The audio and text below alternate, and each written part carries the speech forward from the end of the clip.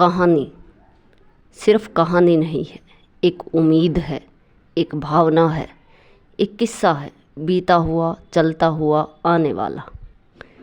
चलो आज फिर सुनते हैं एक नया किस्सा, एक नई कहानी।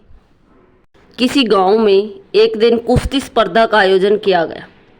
हर साल की तरह इस साल भी दूर दूर से बड़े बड़े पहलवान आए। उन पहलवानों में एक पहलवान ऐसा भी था जिसे हराना सबके बस की बात नहीं थी। जाने माने पहलवान भी उसके सामने ज़्यादा देर टिक नहीं पाते थे। स्पर्धा शुरू होने से पहले मुखिया जी आए और बोले, भाइयों, इस वर्ष के विजेता को हम 3 लाख रुपए इनाम देंगे। इनामी राशि बड़ी थी। पहलवान और भी जोश में भर गए और मुकाबले के लिए तैयार हो गए। कुश्ती स्पर्धा आरंभ हुई और वही पहलवान सभी को बारी बारी से चित करता रहा।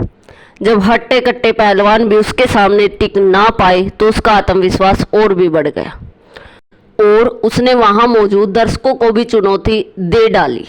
है कोई माई का लाल जो मेरे सामने खड़े होने की भी हिम्मत करे। वहीं खड़ा एक दुबला पतला व्यक्ति यह कुश्ती देख रहा था। पहलवान की चुनौती सुन उसने मैदान में उतरने का निर्णय लिया और पहलवान के सामने जाकर खड़ा हो गया। यह देख वह पहलवान उस पर हंसने लग गया और उसके पास जाकर कहा, तू मुझसे लड़ेगा, होश में तो है ना।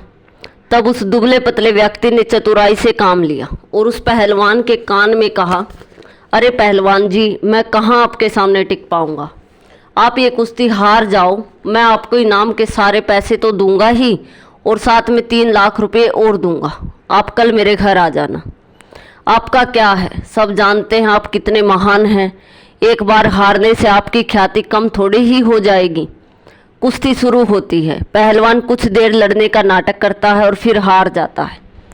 यह देख सभी लोग उसकी खिल्ली उड़ाने लगते हैं और उसे घोर निंदा से गुजरना पड़ता है। अगले दिन वह पहलवान शर्त के पैसे लेने उस दुबले व्यक्ति के घर जाता है और 6 लाख रुपए मांगता है। तब वह दुबला व्यक्ति बोलता, भाई किस बात के पैसे?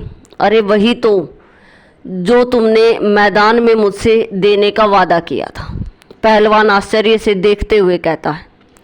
दुबला व्यक्ति हंसते हुए बोला, वह तो मैदान की बात थी जहां तुम अपने दांव पेच लगा रहे थे और मैंने अपना लगा दिया, पर इस बार मेरे दांव पेच तुम पर भारी पड़ गए और मैं जीत गया।